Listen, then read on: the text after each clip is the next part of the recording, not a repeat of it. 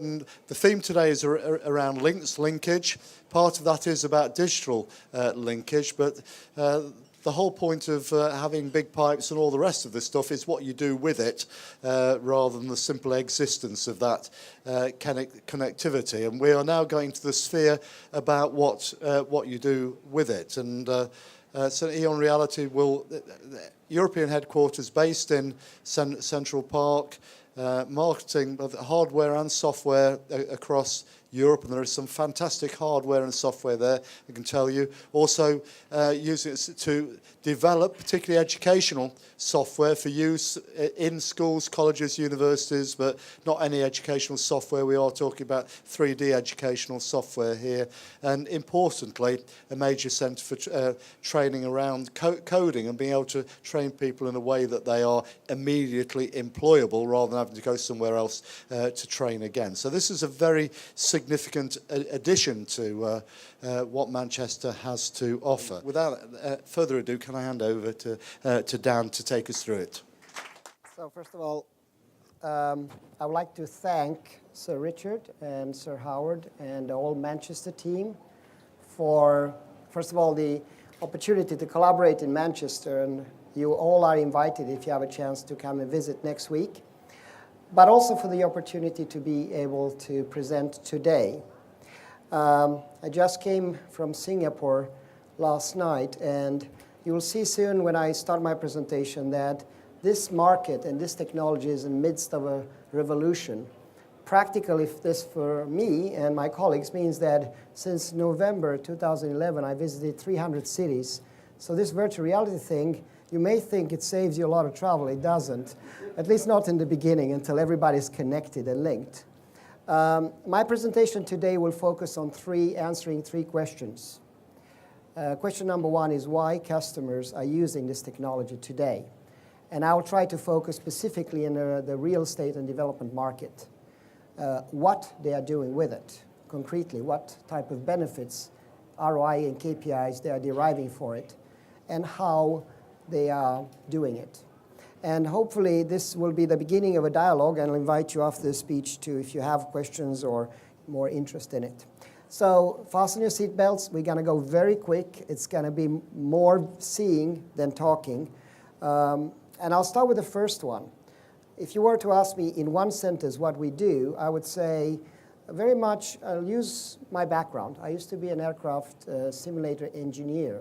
So we used to put pilots in $50 million simulators, turn the engine off, one engine, kept one engine on, put bad weather, and asked them to land the aircraft. That method of experientially learning or knowledge transfer is essentially what we do, whether we sell a property today using this technology or we teach kids. The only difference is when I started 23 years ago, it used to cost roughly $50 million to do it. Today I can do it on my mobile phone and you'll see it. Now what does this mean practically? It means that people can understand faster, remember longer, and decide better. A lot of things, especially with properties, about that. So let me show you some concrete examples what that means. I'll start with a very traditional virtual reality device. So this is an immersive screen, a holographic eye, as we call it. It can be 3 meters, it can be 6 meters, 9 meters. This is not a movie. The lady controls this using her bare hands. She can change colors. She can enter inside a car, and she can explore it fully. Now, when we try to use this for conveying knowledge, it's not often enough to have just someone, you just see here, we don't have a lot of sound to it, but you see this gentleman in the room is what we call mediated learning. So if someone hears that, if we can turn up the sound a little bit, that would be much appreciated. So he's not there. The room is empty. The ball is not there, and whatever he's looking at doesn't exist. So it's fully immersive, interactive, and 3D. Now, this can be used in a small session, or, as we hope to have Sir Richard and Sir Howard present next year, that will save you some travel time, would be this way, where you virtually appear to be there, although you're not there. And this can be sized from small to large. However, especially for real estate, one of the most exciting environments you can be in is what we call the Icube. Now, for you that have not experienced one, what happens is the wall, the floor is all illuminated. You're not looking at a screen, you are surrounded by this environment. So, of course, if you want to sell a building off the drawing, it's a very beneficial thing. The second thing you discover when you're in this environment is that, in this case, it's me in this Icube. I'm the master of this universe. I can bend my knees and look under the table and I can see what's happening. I can look through a window on a non-existing building and see if I actually have a sea view or not. Now, the theme of this speech is about linking.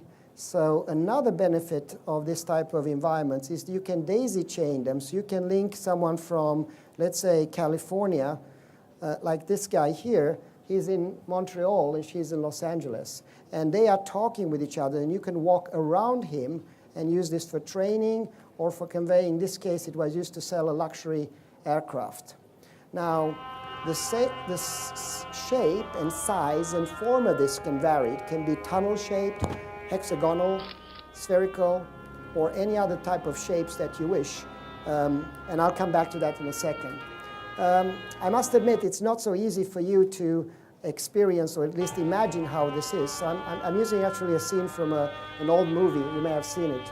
So imagine now that you guys were stepping in this room. So the first thing you're going to see is that the walls are disappearing.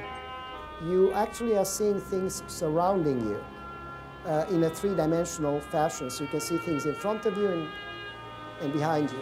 I normally joke about it. You can take a knife, stick it in your stomach, and look in the back, and it will stick out. The virtual one, of course.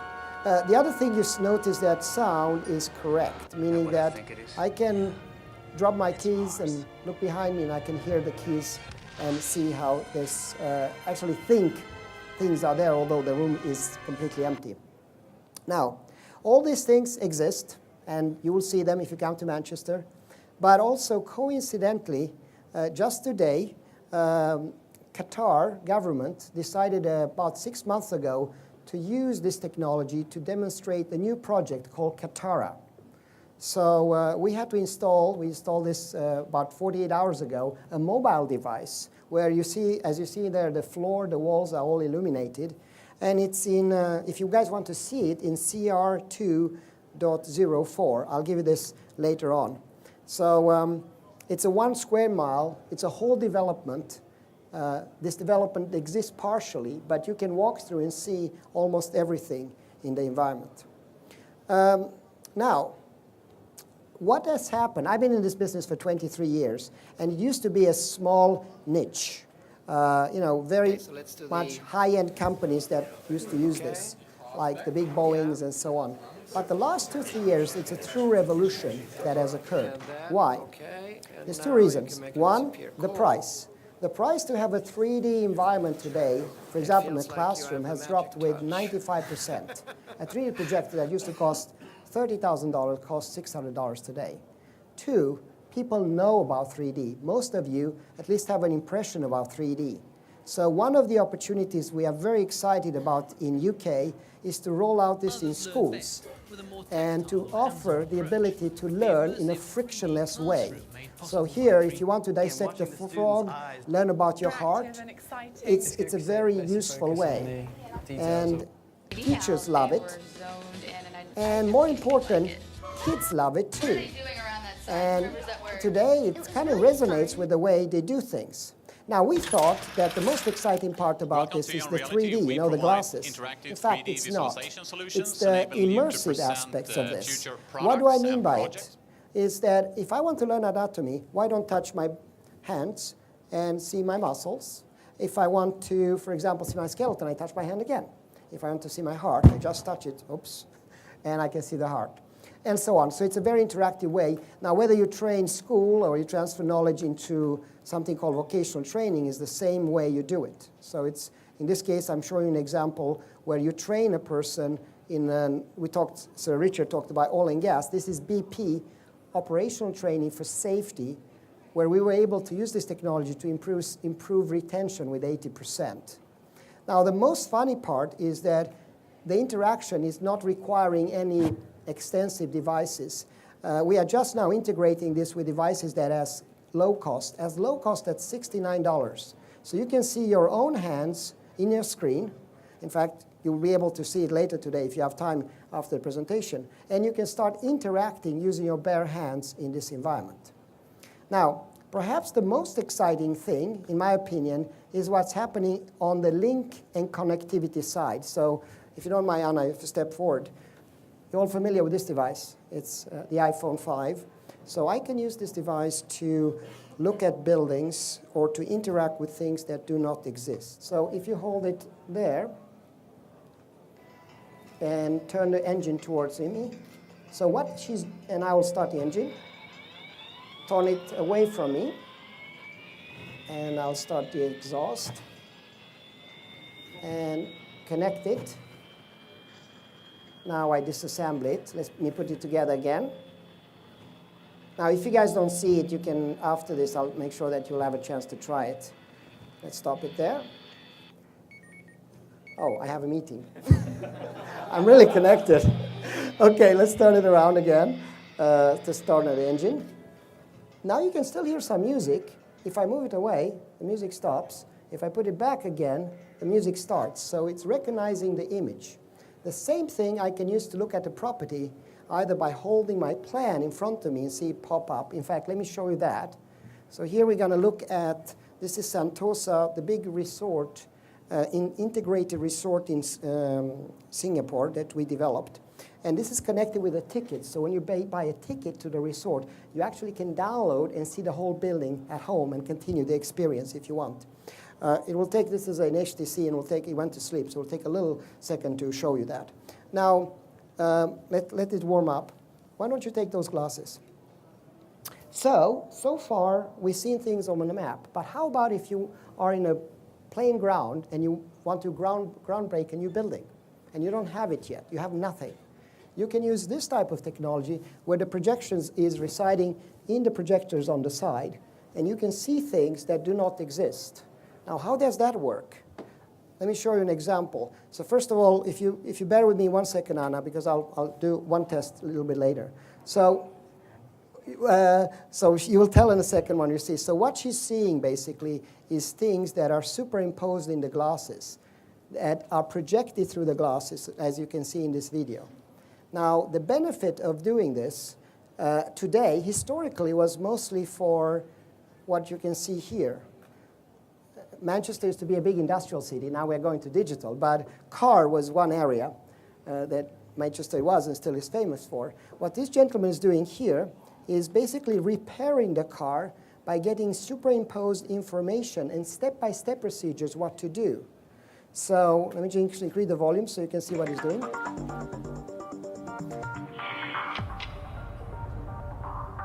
Next step. So step Remove one. intake duct. So step one, step two, and Anna, can you share with the audience what is it you see? I see the stars. So she has an application where she can see every star and name it in the sky. So if you look upwards and tell us read the name of one star. Arius. Arius, and look down. There is Algo. Yes. So what she's doing is the real stars. If it was a dark night in Cannes and we would look out, we'll overlay the real stars and the virtual stars. Now, how this applies for real estate? You can actually see things before they are built, and you can walk through your kitchen or your office and experience it. So this is a practical application of that. Let's see if we got the computer to wake up. It looks like it woke up. And let's click on this Marina Bay. I don't know if you guys been there, but it's a very impressive resort. You know what? In interest of time, I know I've just a minute. I'll do it in the end because it didn't start now, but you'll see it. So now you understand a little bit what this technology is going. The best part of this is cost. It used to cost a lot of money to do it. But now, thanks to companies like Google's and Apple, they are rolling out this type of glasses for less than between $200 and $400. So soon, everybody will wear them. It's going to be really silly to be in an airport where you see people not only talking with themselves, but doing those type of gestures. And they will get, if you had a glass too many, you can find your way through the subway and go home anyway by just following the lines.